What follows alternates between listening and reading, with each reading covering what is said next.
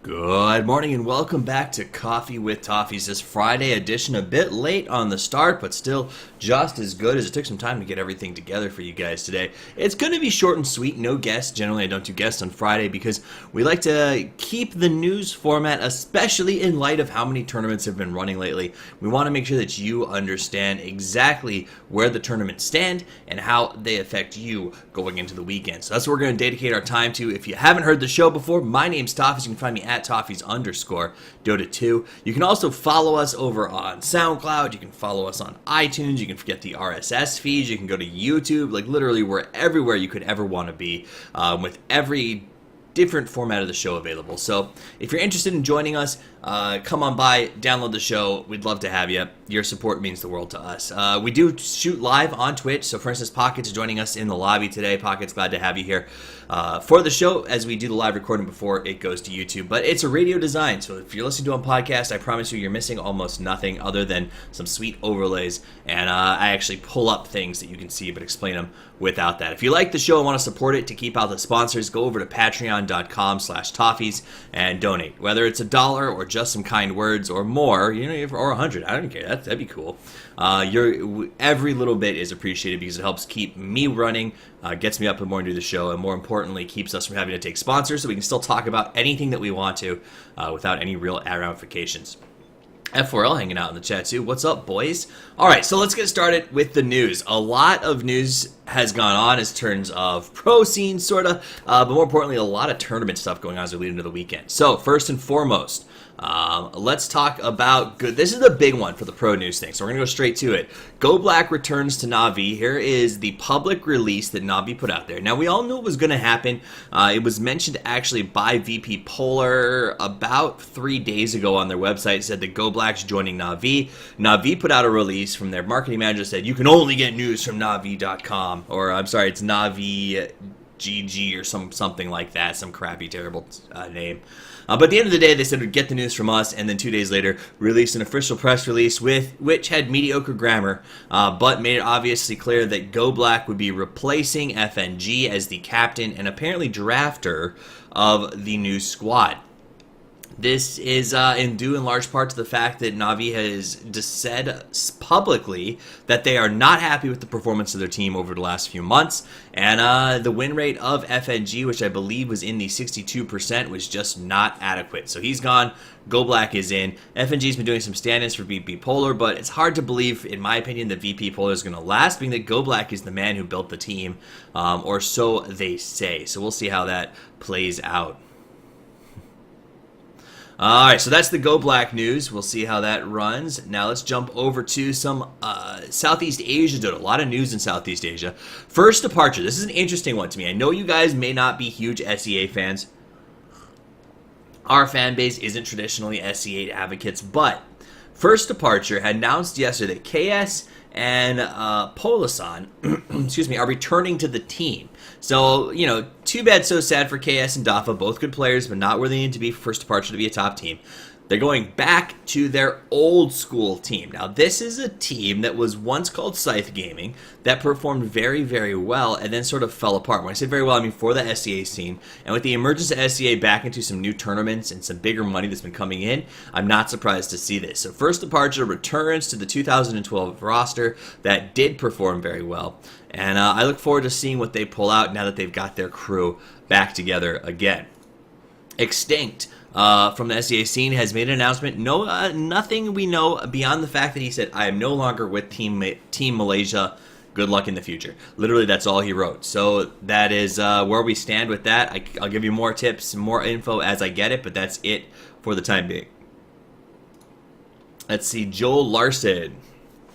Eight Mother Joel Larson has also announced that he will no longer be the stand-in for Alliance. So Alliance has not, I suppose, been happy with their results. They were just knocked out of the contention for, I believe, it was Dream League, and I imagine this seems like a byproduct of that. They're not going to have him standing in. There's also rumors that Chessie is recovering nicely from the back injury and will be returning to the roster very soon. And Chessie, a great player who I think fits the Alliance style, and I look forward to seeing him return. But it's a shame for 8 Mother. I'm sure a lot on his feet, though. He's been a very good player for Alliance. This is interesting. It's not pro news per se, but I don't know where else to put this. It's worth mentioning. Zyori, the BTS caster, the man who I think really found his fame through Starladder and has done a great job of progressing from there. Famous for his dreadlocks and his voice, has cut off his dreadlocks. They are gone. 100% gone. I have a picture up on the YouTube. You can find it over on Twitter. But at the end of the day, he just went and chopped them all off, man. And if you actually, he released a blog where he talks about it. It's actually pretty hilarious. The story about his experience in the barbershop. So if you have time, go check it out. It's definitely funny enough and worth listening to because it's pretty entertaining. Let's be honest. It's definitely pretty entertaining. All right, so that's it in terms of the pro news that's coming down the pipeline. Let's talk about tournament news, and this is the part that people tune in for, I hope, on Friday, because I go through a lot of trouble to make sure that we at least have you understanding where the tournaments stand before the tournaments start for the weekend. As, I'm going to be blunt, guys. I'm going to say it like it is. Yes, I'm a caster. Yes, I'd like to get paid to cast more often. And yes, that would imply that I need more tournaments in order to do that. But there are just way too many tournaments out there, man. So many tournaments. It's so hard to keep track of. In fact, that's one of the reasons we started the show in its current format, was because of the fact that no one could keep track of the tournaments, so we wanted to make sure that you had a place where you could at least get some summaries, and that's what we're going to do right now, starting out with Dream League. So Dream League, Phase 1 is, as we all know, well underway and almost complete. So as we look at it, we can see what some of the fallout looks like. Remember, top 2 teams advance from each group. Team Empire and Virtus Pro Polar advanced out of the European East Division. That said, with the change of Go Black, that is interesting to see how that'll roll out. VPP outperformed their sister club VP, but we may see a change up when we go to LAN. So I'm curious about whether or not they're going to keep VPP or not. But as of this moment, Virtus Pro Polar in, Virtus Pro out. Worth noting. Asia, in the Asian scene, Invictus and LGD will advance comfortably. No challenge really. Rave made a little bit of a run at it, but it wasn't nearly enough, and they'll advance pretty comfortably into the last rounds. Europe West, this is a good one because Fnatic. Okay, so we'll start at the beginning. Team Tinker advances, and so does 4 Anchors plus the Sea Captain. Remember, that's the reinception of Fnatic, a new team that's all Finnish. They advance, and they advance over Fnatic and the Alliance. So first, maybe a little bit of a moral victory advancing over Fnatic. But here is the deal. Fnatic won 1 game, man. Now keep in mind, they give points in this league based on games taken, not matches. So every single game you play has points potential. That means even if you're losing, you go ahead and try to play that one out. Fnatic got 1 of 9 points. Of the 9 games they played, they won 1. That's rough. That's really rough. Going up against teams that they're going up against. I mean, these aren't EG. This isn't Secret. This is Alliance and Tinker. Don't get me wrong. And four Anchors who surprisingly did much better than I expected them to. But at the end of the day, these are teams that you should be able to stand up against and at least take more than 1 game off of, but they couldn't. That said, Alliance gets knocked out. They take 4. They go 4 and 5 on their games and are left in the dust. I don't say dust. Anchors beat them by 1 game. So if one of those games had gone slightly differently, that would have been a pass into the finals. But at the end of the day, it's going to be Team Tinker and 4 Anchors plus Sea Captain. And unfortunately, Alliance falls out of that LAN final. And now in America, the game is up for grabs. This is a good one, okay? Because the game time hasn't been announced as of the last I checked. But Evil Geniuses secure 7-2. What? No problem. Well, we win all of our games because why not? They dropped 1 to Cloud9, and they dropped 1 to Complexity Gaming, which no, I'm sorry. They dropped 1 to they dropped 2 to Cloud9. I didn't realize that. So they dropped 2 to Cloud9. And at that stance, Cloud9 is 5-1. So they've been doing very, very well for themselves. The problem they run into is Sneaky Nick's Assassins is next on their list. Sneaky Nick's Assassins is 2-4, but keep in mind, the last best of 3 to be played is Cloud9 versus Sneaky Nick's Assassins. You get 1 point per win. So, if SNA can pull a sweep over Cloud9, they would pick up 3 points, which would put them at the 5-4, which would then put Cloud9 at 5-4 and force a playoff for Cloud9 and Sneaky Nick's Assassins to advance to the final. Now, I don't know if they haven't announced yet if Dream League's going to go with a full playoff or if they'll go with overall point totals or kill counts or whatever it is. It's Dream League, but 2GG's running it now, so maybe it won't be completely pulled out of their ass. But Watch the game, because if SNA can take 3, which is going to be tough against Cloud9, who's been on fire lately, they at least advance into some sort of tiebreaker scenario where they could go to another massive LAN final. So Sneaking Assassins on the up. It is unlikely, Pocket. I will agree with you. Some of the viewers saying that it's unlikely that they would be able to do that. And it is, but at the end of the day, this is Dota, and you never know what's going to happen. And Cloud9 is one of those teams, man, who when they play good, but when they're off their game, they are so goddamn off their game.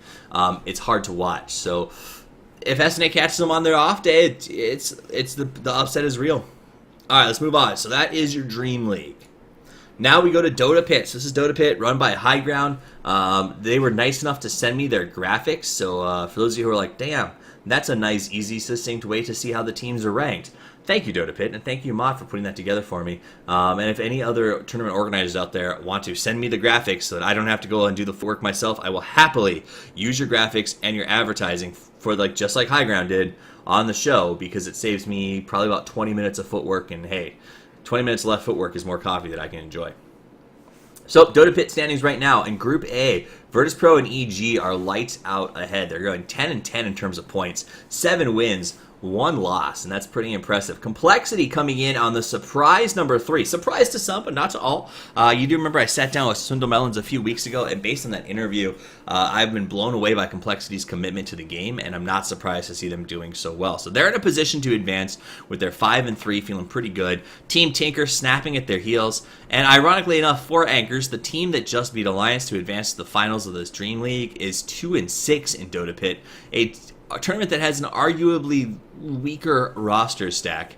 And that's the lineup. Power Rangers 1-7, Moscow 5, dismal to say the least, very disappointing. So Virtus Pro and Evil Geniuses in the top of that Dota Pit lineup. Complexity clawing to try and take one of those top two positions. On the Group B standings, Denial Esports is on top, man. And, you could argue that the Group B is a lot easier.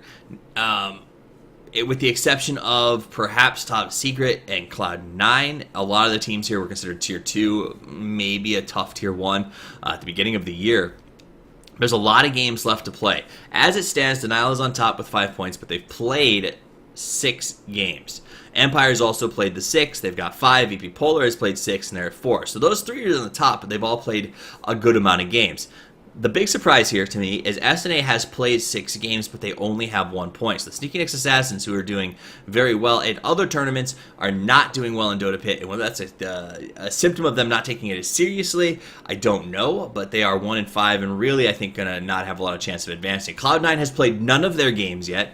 Hellraisers has lost 4. Navi US, Top Secret, have only played 2. So Narvi, the new Narvi with Brax, it's not official. It hasn't been announced. I don't know where they're going to go with it. But I know that Brax have been playing with them off and on. Narvi looks like they're going to have to get some games. And Top Secret, obviously, one of those teams that wins almost every game they go into, should be able to take this group without a problem if they get around to playing their games. And that's the tough part. So kudos to Denial and Empire for getting the games played. I guess that's kind of them, but I'd like to see the rest of these panned out. So Group B, still in flux. We should see a lot of those games coming up over the next week, and I'll update you as we know more. Next big tournament going on is the D2L Season 5, boys and girls. It is, let's take a look at this. We are looking at the Western Division first, so it's in play right now. League standings are as follows: EG, Cloud9, VPP, and Alliance in the top 4 positions. A lot of games still yet to be played, obviously, as you see that some of these games haven't. Navi US, Team Empire, Secret, Tinker, they haven't even tried to play it, but they will coming up this weekend. So that's why we're doing our quick update for you. Starting today, we've got Navi, Tinker, Empire, Polar. Tomorrow's going to be Tinker, Cloud9, Polar, Team Tinker, and then Sunday will be Narvi, Secret, Empire. So lots of games over the next couple of days. Definitely worth checking out. It's still anybody's game, but no, Evil Geniuses has gone 2-2 to start their run. Not a big surprise. Expect that to continue as the tournament progresses. I'm curious to see how Team Secret does, as this is going to be a good final. This is a free LAN final, guys, so if you want to go to this LAN final, it looks to me like EG and Secret are in the pole positions to come out on top of this LAN final and go to the actual event. If that is the case, it might be worth the trip to Vegas to see those teams go head-to-head. Now, if we jump over to the Eastern scene, a lot of games being played this weekend as well. We finally hit our full swing on D2L. You're going to see LV is on top. They've played 5 matches, as has LGT Taobao. They've played 5 and only won 3, which means that they're kind of actually in a worse position than they seem, as is Team DK. They've only got very short wins on a few games. Tongfu completely out of it. They've only gone 1-5. HGT hasn't done anything yet, and it looks like CDEC, I think, is in a position to take that top 4 next to LAI, and Team DK probably going to get knocked out of it once the games start to play themselves out. So LV Gaming, though, I'm pretty confident will most likely advance to the Las Vegas finals, which I think is ironic since their name's LV, and it just makes sense. Which means the LAN final in Vegas should be a really, really good tournament. And I still wish I could afford to go, because I think that that would be a ton of fun in one of the most entertaining cities in the world. Pool party by day, LAN final by night. Man, if you want to fly me out, D2L, I'm good to go, man. You just give me the holler. I'd love nothing more than to sit in Vegas and watch Dota. Maybe by the pool. That'd be pretty cool.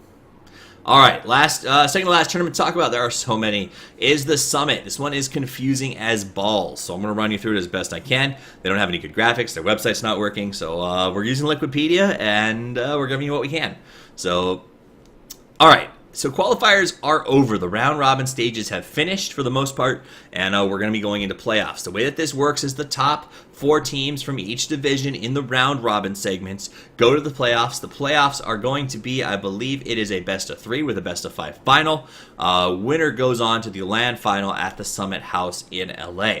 Here's the key to this tournament. There is no advantage to the winner's bracket. The only advantage to making winner's bracket is that you have less games to play. So if you come through loser's bracket, you're still in a great position to possibly take that slot. For the North Americans groups, Complexity, Not Today, Team Leviathan are locked in. Those are going to be 3 of the 4 in the actual round in the playoff play. The reason we don't know the 4th is Na'Vi and Sneaky Nick's Assassins, I think, as well as Infinity Stack, if I'm reading this correctly, have 1 more game to play each. So this is something where if it could go either way. All 3 of them are still in it. If the wins and losses pan out the right way, they could very comfortably go home with, or go into the playoffs. Most likely it's going to be Sneaky Nick's Assassins, as Narvi's had a couple of issues lately. But Infinity Stack, the team that SNA has put together, the man who used to be a member of the Sneaky Nick's Assassins, a founding member, in fact, and at one point I think possibly even the namesake, which I think would be a pretty interesting matchup in SNA versus Infinity as they roll forward into that. So that's the U.S. division, or the North American division, I should say. European qualifiers. Top 4 was easy peasy to figure out. They had Secret, Cloud9, Virtus Pro Polar, and Power Rangers advance to the next round. And interestingly enough, Na'Vi knocked out just barely. They are literally edged based on the, it says, let's see. Because of their win-loss against teams that Power Rangers and Virtus Pro had beaten at a different rating, Na'Vi is knocked out. So another situation where Na'Vi had a impetus to make a change because they could not get through the qualifiers to a massive tournament, and they're thrown out. As the advance of the actual tournament goes, Secret swept through to the winner's bracket, no problem whatsoever. Virtus Pro versus Cloud9 has yet to be played. Once that is played out, which I think is today or tomorrow, they will go up against Team Secret for the final, for the qualifier spot to go to the LAN finals. So that's a good one. SCA qualifiers, as they stand right now, we've got Malaysia, Can't Say Whips, Invasion Esports, and First Departure going to be in the pole positions. So far, Can't Say Whips and Team Malaysia have been knocked into the losers bracket but haven't played their way out just yet. First Departure and Invasion playing for that last winners bracket qualification spot, so that should be pretty good. Keep an eye on that one. Let's go to the last page here, which is the Chinese qualifiers. And Team DK is going. Plain and simple. It looks like, yeah. Is that how? No, that's not how they're working. Wait. There it is. Newbie, LGD, Vici, and CDEC get through. And VG is in the top right now for the winners bracket, so they'll be playing a winner of Newbie versus LGD for that final qualifier spot. So that should be another interesting game to watch, so keep your eyes on that one. All of these games going down in the next week, by the way. And last but not least, the final tournament to give an update to is the XMG Captain's Draft.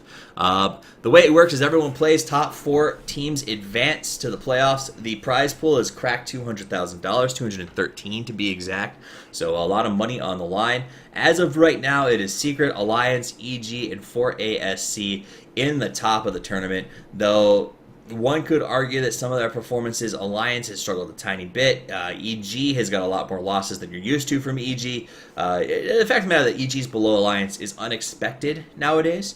And we did talk to Charlie and ask him about their performance, and he said that they're not sure. They didn't expect the prize pool to get so big. They're taking it seriously, but I think that they were trying some new things with this tournament, and now's their chance to try and get back into it.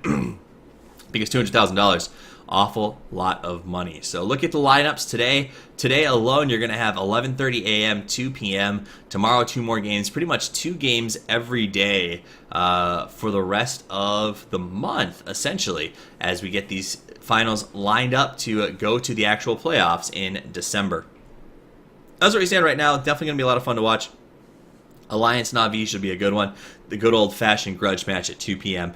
this afternoon. So that's your tournament roundup, guys. That is where the tournaments stand. Hopefully it was somewhat helpful for you to at least pick which tournament you listen to or like and figure out how to roll with them.